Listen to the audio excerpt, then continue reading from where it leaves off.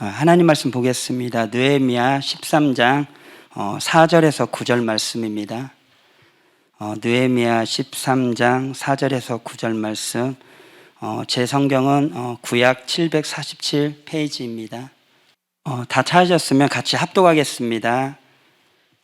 이전에 우리 하나님의 전의 방을 맡은 제사장 엘리야십이 도비아 연락이 있었으므로 도비아를 위하여 한 큰 방을 만들었으니 그 방은 원래 수제물과 유향과 그릇과 또 네이 사람들과 노래하는 자들과 문지기들에게 11주를 주는 곡물과 새 포도주와 기름과 또 제사장들에게 주는 거제물을 두는 곳이라. 그때에는 내가 예루살렘에 있지 아니하였느니라. 바벨론 한 아닥사스다 32년에 내가 왕에게 나아갔다가 며칠 후에 왕에게 말미를 청하고 예루살렘에 이르러서야 엘리야십이 도비아를 위하여 하나님의 전뜰에 방을 만든 악한 일을 안지라. 내가 심히 근심하여 도비아의 세간을 그 방 밖으로 다 내어 던지고 명령하여 그 방을 정결하게 하고 하나님의 전의 그릇과 소재물과 유향을 다시 그리로 들여 놓았느니라. 아멘. 원래 에스라서 느헤미야서는 유대인들 성경의 한 권입니다. 한 권이어서 에스라부터 시작해서 느헤미야까지 되어지는데, 사실은 느헤미야 12장이 끝나면 가장 좋아요. 그동안 이제 성전 건축도 이루고 성벽 재건도 이루고 또 거룩한 성 예루살렘을 완성하면서 봉헌식도 올렸고, 봉헌식 딱 12장에 봉헌식 딱 올렸다 끝나고 그 다음에 쭉쭉쭉 점점점 행복하게 살았더래요. 뭐 이러면 정말 좋은 스토리입니다. 근데 오늘 에스라는 그렇게 마치지를 않아요. 12장의 클라이막스 하나님의 빡 봉헌하고, 그리고 그 봉헌한 그 거룩한 성 예루살렘이 안에서 이제 백성들이 잘 살았더라, 뭐 이렇게 하면 좋은데 13장으로 가고 있거든요. 근데 13장 이야기는 결코 유쾌한 이야기들이 아니에요. 그러나 에스라가 13장을 기록하고 있는 이유가 있어요. 그래서 이제 12장 봉헌식 하면서 말씀을 읽게 되어졌을 때 그 말씀 가운데 암몬 사람이나 모압 사람은 이스라엘 총회에 들어오지 못한다 라는 말씀을 듣게 되어지 그들이 결단해서 암몬과 모압 사람을 분리시키고 그렇게 이제 봉헌식을 마치게 되어집니다. 이제 그렇게 마친 다음에 이제 오늘 4절부터는 시간이 조금 지난 이후예요. 우리 한번 6절 같이 한번 읽어볼까요? 6절. 자, 6절 있습니다. 시작. 그때 내가 예루살렘에 있지 아니하였느니라. 바벨론 왕 아닥사스다 32년에 내가 왕에게 나아갔다가 며칠 후에 왕에게 말미를 청하고. 여러분, 그때에는 내가 예루살렘에 있지 아니하였느니라. 밑줄 그어주시고요. 느헤미야는 평신도입니다. 관리입니다. 총독입니다. 그래서 아닥사스다 왕 20년에 예루살렘 총독을 임명을 받아요. 그래서 그가 이제 BC 444년 아닥사스다 왕 20년 총독이 되어져서 예루살렘에 와요. 12년 동안 총독으로 있으면서 어떻게 성벽을 재건하게 되어지고 에스라와 함께 부흥운동을 하게 되어지고 봉헌식과 다 마친 다음에 12년을 마치고 돌아갑니다. 그때가 이제 아닥사스다 왕 32년이 되어지고 BC 432년이 되어져요. 지금 돌아간 이후에 있었던 일들이 4절부터 마지막까지 있었던 일들이에요. 이제 그러면서 오늘 6절을 보니까 내가 왕에게 나갔다 며칠 후에 왕의 말미를 청하고, 이렇게 이제 다시 페르시아 수상궁에 다시 돌아갔는데, 그가 원래는 왕의 이제 경호실장, 지금으로는 경호실장격이었잖아요. 다시 그 직무로 복구를 했단 말이에요. 그러니까 지금 뭐냐면 우리나라의 청와대에서 비서관이 있다가 중국의 대사나 아니면 뭐 대사로 갔다가 다시 돌아간 거예요. 근데 예루살렘에 들려오는 이야기가 심상치가 않습니다. 그러자 왕이 다시 청하고 다시 그가 예루살렘으로 돌아와요. 그게 한 1, 2년 걸렸을 거예요. 그래서 BC 431년 정도에 다시 느헤미야가 예루살렘에 돌아옵니다. 그러니까 예루살렘하고 수상궁하고는 그 옆집 동네가 아니에요. 1500km가 떨어진 곳이거든요. 한 번 가면 1500km가 떨어진 곳이면 전주에 서울을 6번 왔다 갔다 하는 거란 말이에요.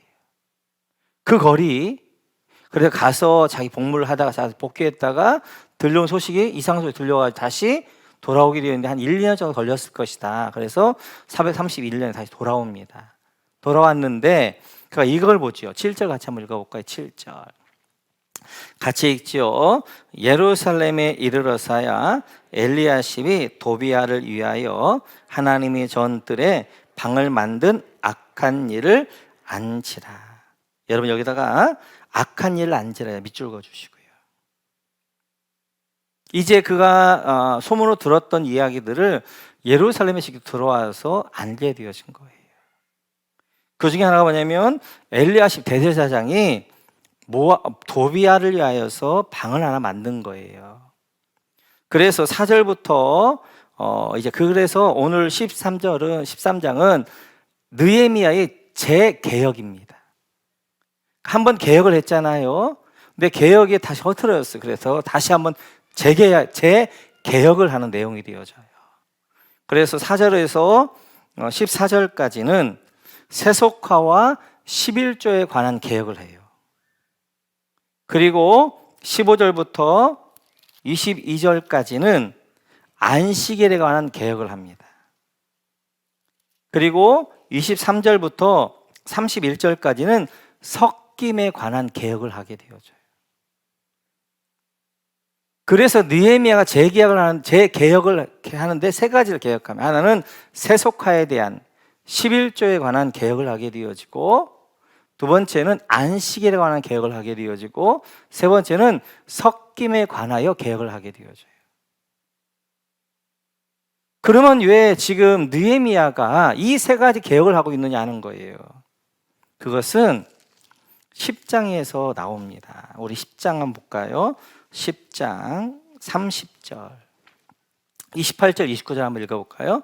28절 29절 같이 읽죠. 시작. 그 남은 백성과 제사장들과 레위 사람들과 문지기들과 노래하는 자들과 느리님 사람들과 및 이방 사람과 절교하고 하나님의 율법을 준행하는 모든 자와 그들의 아내와 그들의 자녀들 곧 지식과 총명이 있는 자들은 다 그들의 형제 귀족들을 따라 저주로 맹세하기를 우리가 하나님의 종 모세를 통하여 주신 하나님의 율법을 따라 우리 주 여호와의 모든 계명과 규례와 율례를 지켜 행하여. 여러분 여기다가 밑줄 여호와의 모든 계명과 규례와 율례를 지켜 행하여 밑줄 그어주시고, 느헤미야 때 성벽을 재건한 다음에 이들이 하나님과 언약을 맺습니다. 언약을 맺는 내용이 10장 28절 이하에 나오게 돼요. 세 가지 언약을 맺어요. 그 언약의 첫 번째 내용이 30절입니다. 30절 같이 한번 읽어볼까요? 시작. 우리의 딸들을 이방 백성에 주지 아니하고 우리 아들을 위하여 그들의 딸들을 데려오지 아니하며. 밑줄 그어주시고 우리의 딸들 이방 백성에 주지 아니하고. 첫 번째 하나님과 했던 결심이 뭐냐면 섞이지 않겠습니다. 그래서 우리의 딸들, 아들들 이방에 주지 않겠습니다. 결혼시키지 않겠습니다. 라는 언약을 했어요. 두 번째 언약의 내용이 31절입니다. 같이 한번 읽어볼까요? 시작. 혹시 이 땅 백성이 안식일에 물품이나 온갖 곡물을 가져다가 팔려고 할지라도 우리가 안식일이나 성일에는 그들에게 사지 않겠고 7째 해마다 땅을 쉬게 하고 모든 빚을 탕감하리라 하였고. 두 번째 언약의 내용이 뭐냐면 안식일 시키겠습니다. 근데 안식일만이 아니라 안식일 하나 더 나가 뭐예요? 안식년을 지키겠다고. 두 번째 언약의 내용이에요. 세 번째 언약의 내용이 35절입니다. 같이 한번 읽어볼까요?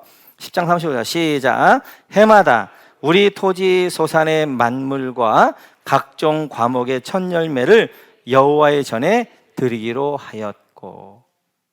세 번째 언약이 뭐였냐면 첫 열매 드리겠습니다 라는 거였어요. 헌물이 헌물. 네 번째 언약이 37절입니다. 37절 같이 읽죠. 시작. 또 처음 익은 밀의 가루와 거제물과 각종 과목의 열매와 새 포도주와 기름을 제장들이 가져다가 우리 하나님의 전에 여러 방에 두고 또 우리 산물의 11조를 레위 사람들에게 주리라 하였나니 이 레위 사람들은 우리의 모든 성읍에서 산물의 11조를 받는 자임이며. 네 번째 언약이 뭐냐면 11조를 드리겠습니다. 그러니까 느헤미야 때 하나님과 언약했던 내용이 세 가지예요. 첫째는 섞이지 않겠습니다. 두 번째는 안식일을 지키겠습니다. 세 번째는 헌물과 11조를 드리겠습니다. 나는 언약을 했어요. 그리고 그 당시에 느헤미야가 돌아와 보니까 신앙이 완전히 무너진 거예요. 다 잡아야 되는데, 개혁해야 되는데 느헤미야가 세 가지를 잡아요. 그건 그들이 했던 약속, 하나님과 했던 언약의 내용을 가지고 한단 말이에요. 그래서 그들이 우리는 이제 하나님과 언약을 맺을 때 세 가지 약속하자. 하나는 이방인과 섞이지 않겠습니다. 두 번째는 안식일을 지키겠습니다. 세 번째는 헌물과 11조를 하겠습니다. 그걸 역으로 지금 뭐 하는 거예요? 첫 번째, 지금 어떤 개혁을 하고 있는 거예요? 11조에 관한 개혁을 하고 있는 거예요. 두 번째, 어떤 개혁을? 안식에 대한 개혁을 하고 있는 거예요. 세 번째, 어떤 개혁을 하고 있는? 섞임에 관한 개혁을 하고 있는 거예요. 이 세 가지는 다음에 살펴볼 거예요. 오늘은 두 가지만 한번 우리가 묵상해 보려고 하는. 첫째는 신앙이 이렇게 쉽게 무너질 수 있느냐 하는 거예요. 지금 느헤미야 시대에 있었던 사람들의 신앙은 정말 역사적으로 찾아보기 어려운 부흥을 경험한 사람들이에요. 하나님의 성전을 건축하면서 하나님과의 관계가 회복되어졌고요. 예루살렘 성벽을 재건하면서 나와 우리라는 관계가 회복되어졌단 말이에요. 뿐만 아니라 그 거룩한 예루살렘에 어떻게 하나님의 부흥을 부어주셨어요. 수문학 광장에서 그들이 비가 오는데도 철철 맞으면서도 이제 하나님의 말씀을 듣고 서서 아멘 아멘 하면서 엄청난 부흥을 경험해요. 그런 세대란 말이에요. 그 부흥이 하루가 아니라 나팔절부터 7월 10일부터 시작해가지고 어떻게 하는 거예요? 7월 22일, 23일까지 계속해서 부흥을 경험했던 것들, 부흥 안에 살았던 그들이 느헤미야가 없으니까 1, 2년 만에 무너졌단 말이에요. 그렇게 엄청난 부흥을 경험했던 그들이 과연 이렇게 쉽게 무너질 수 있느냐 하는 거예요. 오늘 느헤미야가 12장에 맞추지 않고 13장을, 에스라가 12장에 맞출 수 있는데, 느헤미야 12장에 맞출 수 있는데도 불구하고 13장까지 기록하고 있는 이유는 그럴 수 있다는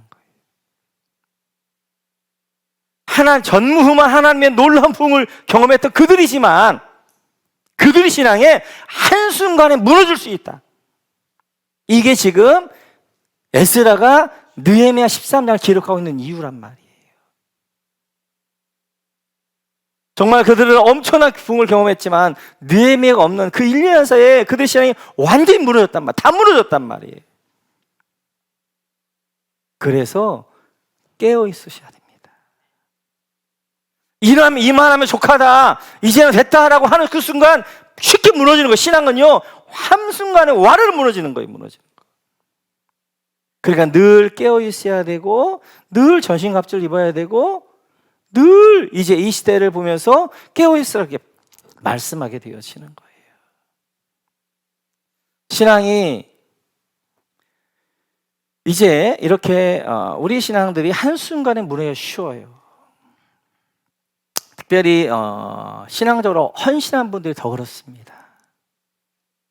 그래서 늘 우리 이제 목자님들에게 부탁할 때 자꾸 목장을 관리 목회를 하려고 하지 말고 전도 목회해야 됩니다라고 이야기하는데요.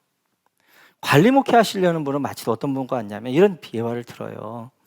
자전거를 세워놓고 안 넘어지려고 하는 것과 같은 거예요. 세워놓고 자전거가 안 넘어지려고 하니까 어떻게 하는 거예요? 힘은 힘대로 들지만 삐끗하면 넘어진단 말이에요.